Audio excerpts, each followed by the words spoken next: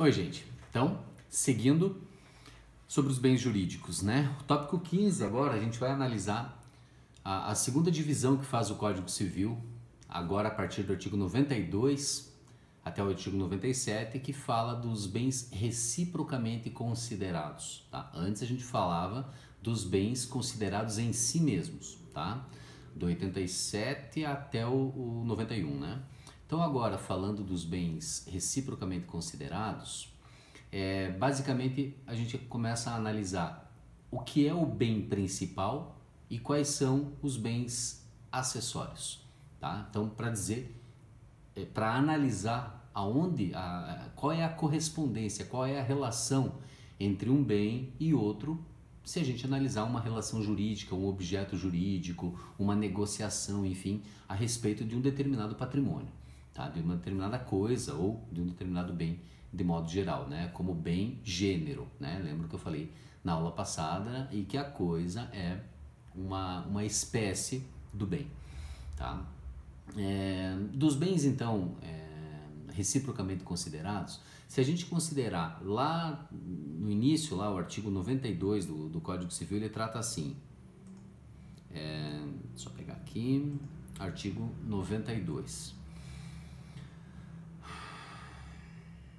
Principal é o bem que existe sobre si, abstrata ou concretamente. Acessório, aquele cuja existência supõe a do principal. Então, nesse caso, analisando de modo geral, o bem principal, ele na verdade, ele desenvolve a sua função, a sua utilidade, independentemente de outro bem. Ele por si só já é considerado, né, suficiente para a sua destinação econômica, como eu falei daquela primeira característica dos bens lá, né? Então, se ele adquire, né, aquela condição de bem principal, ele independe de outros para atingir a sua função, tá? O acessório não. O acessório pressupõe a existência do principal. Por isso que a gente comenta bastante, e no direito isso, no direito civil, e que é utilizado para outros ramos do direito agora, se comenta muito a respeito do princípio da gravitação jurídica. Basicamente, o que é isso? Significa dizer justamente que esse bem, né, o bem principal, todos os demais gravitam sobre esse bem, né, ou em torno desse bem, dependem desse bem para serem considerados como tal. Tá? Então, esse princípio da gravitação jurídica basicamente significa dizer que o principal atrai, né, os bens acessórios que correspondem àquele todo. Tá? Agora, sozinho o acessório, ele não se presta a qualquer finalidade. Tá? Vamos imaginar, por exemplo, um veículo. Né? Então, se a gente for analisar o retrovisor do veículo, né, sozinho ele talvez não tenha a utilidade como tem, por exemplo, para a função a qual ele é destinada, né, que é, obviamente, compor o todo que é o veículo, né? A lanterna, o farol do veículo, o cano de escape do veículo e assim por diante, né? Analisando o veículo como objeto principal. E, obviamente, que todos esses bens eles acabam gerando aquela gravitação jurídica em torno do bem principal. A gente poderia utilizar isso como exemplo também em contratos, né? Por exemplo, um contrato de aluguel e a fiança, né? A garantia acessória àquele contrato. Se você cancela, se você anula o contrato principal, obviamente pelo princípio da gravitação jurídica, a fiança ela acaba perdendo seu efeito, perdendo sua validade. Se a gente pensar na fiança como tornando ela sem efeito, tornando ela nula, extinguindo a fiança, obviamente que o contrato principal não perde sua validade, né? Então, falando em acessório, né, que obviamente, ele existe em razão do bem principal, vamos imaginar o acessório por si só, né, que justamente segue esse princípio da gravitação jurídica e que alguns confundem com as pertenças. Tá? Vamos prestar atenção um pouquinho a respeito da redação do artigo 93 do Código Civil e eu já explico para vocês melhor as pertenças. Então, assim, são pertenças os bens que, não constituindo partes integrantes, se destinam de modo duradouro ao uso, ao serviço ou ao ou ao aformoseamento de outro. Basicamente, o que significa dizer? Pertença não respeita a regra ou princípio da gravitação jurídica.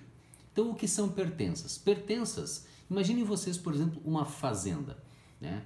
O trator, a colheitadeira, né? A máquina que é utilizada para o plantio, enfim, elas são consideradas por si só. No entanto, elas compõem o todo, que é a fazenda. Agora você resolve vender a sua fazenda.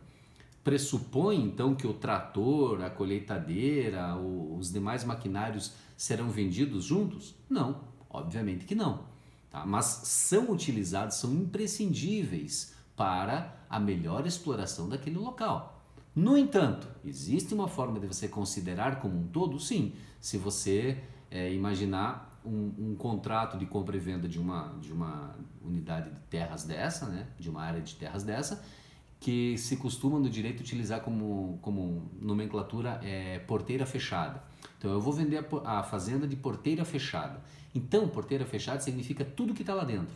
Sejam bens imóveis, né, as edificações, as árvores, enfim, né, bem como os bens móveis que são destinados para a exploração, a melhor exploração daquela área de terras. Tá? Então aí sim eu posso considerá-los como tal. No entanto, é porque a vontade das partes assim o consideram ou porque a lei assim o define.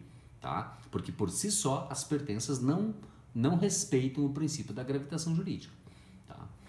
Outro exemplo, a cama, a mesa, o sofá, as cadeiras, os quadros na parede de uma residência.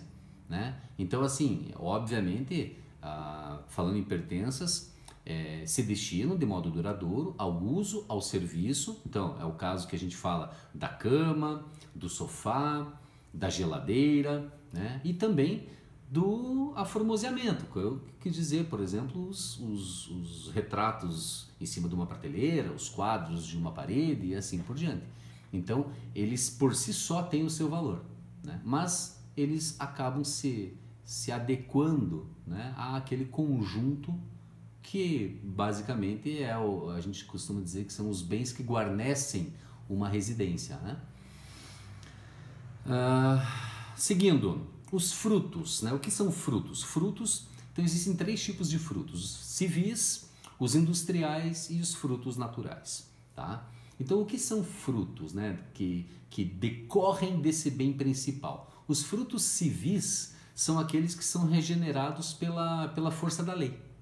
Tá? O exemplo disso são os juros bancários. Então, você tem um valor, um investimento e o banco, enfim, aquela aplicação financeira, ele rende juros. Então, esses são os frutos de um investimento. Então, são os frutos civis que decorrem de lei.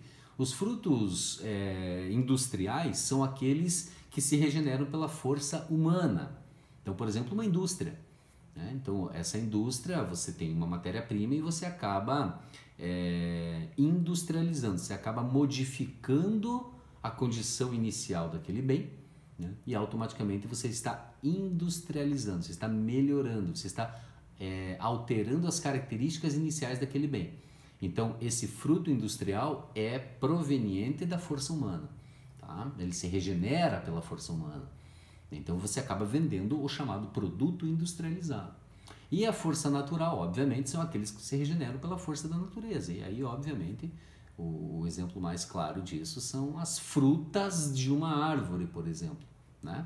Que a própria natureza acaba se regenerando, tá? Outra definição diz respeito às benfeitorias, lá do artigo 96. Ele fala em benfeitorias voluptuárias, úteis ou necessárias. O que fala o artigo 96? Diz assim: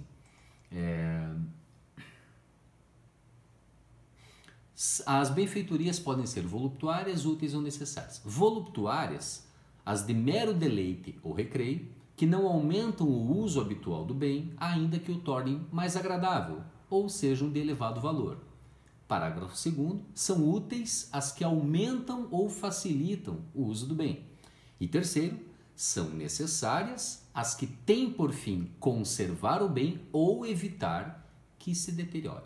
Então, a título de exemplo, Uma benfeitoria voluptuária é aquela benfeitoria que justamente diz respeito ao mero deleite ou recreio. Então vamos imaginar num jardim a construção de uma pérgola, né, de um pergolado.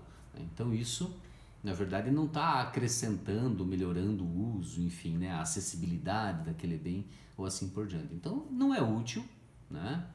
Pode ser considerado, de certa forma, que cause um deleite melhor, né, visualmente falando e tudo mais, mas útil e necessária, né, não é o caso. Agora imaginem vocês, por exemplo, uma benfeitoria útil. Então aquela que você acaba aumentando, né, o uso do bem. Então, vamos imaginar uma extensão da residência, né, da garagem, da piscina, né, ou algo do tipo, né, da edícula e assim por diante. Né, a instalação de uma energia solar, né, aquelas placas de energia solar, em que você, na verdade, não é necessário, porque já existe a energia, né, proveniente da força elétrica normal, mas você está, de certa forma, melhorando o uso e a destinação daquele bem. Né? E por fim, as necessárias, óbvio, né? Se você não fizer aquela melhoria, haverá deterioração do bem ou é uma forma de você conservar aquele bem, por exemplo, um encanamento, né, uma goteira, algo do tipo, que obviamente se você não fizer, causará a sua deterioração. Então é considerado uma benfeitoria necessária. Tá? E por fim fala das acessões, né? Elas não são consideradas benfeitorias. Benfeitorias é quando a própria pessoa assim o faz, né? Ela aplica, seja ela voluptuária, útil ou necessária. O artigo 97 fala que as acessões elas não são incorporadas porque não provém do esforço daquela pessoa. Tá? Então, obviamente, quando não provém do esforço daquela pessoa, não são consideradas benfeitorias. Né? E por fim, os bens públicos. Né? Então, os bens públicos eles estão previstos lá no artigo 98 ao 103 do Código Civil. Tá? O que são bens públicos, então, de forma geral? Né? São públicos os bens do domínio nacional pertencentes às pessoas jurídicas de direito público interno e todos os outros são particulares, seja qual for a pessoa a que pertence. Tá? Então vejam só, são 3 tipos, tá? São bens públicos. Inciso 1 do artigo 99, o de uso comum do povo, tais como rios, mares, estradas, ruas e praças. Inciso 2, os de uso especial, tais como edifícios ou terrenos destinados a serviço ou estabelecimento da administração federal, estadual, territorial ou municipal, inclusive os de suas autarquias. E 3, os dominicais, eles também são chamados de dominiais, tá? Os dominicais que constituem o patrimônio das pessoas jurídicas de direito público como objeto de direito pessoal ou real de cada uma dessas entidades, tá? E o parágrafo único, não dispondo a lei em contrário, consideram-se dominicais os bens pertencentes às pessoas jurídicas de direito público a que se tenha dado estrutura de direito privado, tá? E aí fala, né, o 100, o 101, enfim, fala especificamente dos bens. Por exemplo, artigo 100, os bens públicos de uso comum do povo e os de uso especial são inalienáveis, enquanto conservarem a sua qualificação na forma que a lei determinar. O 101 fala dos dominicais, né?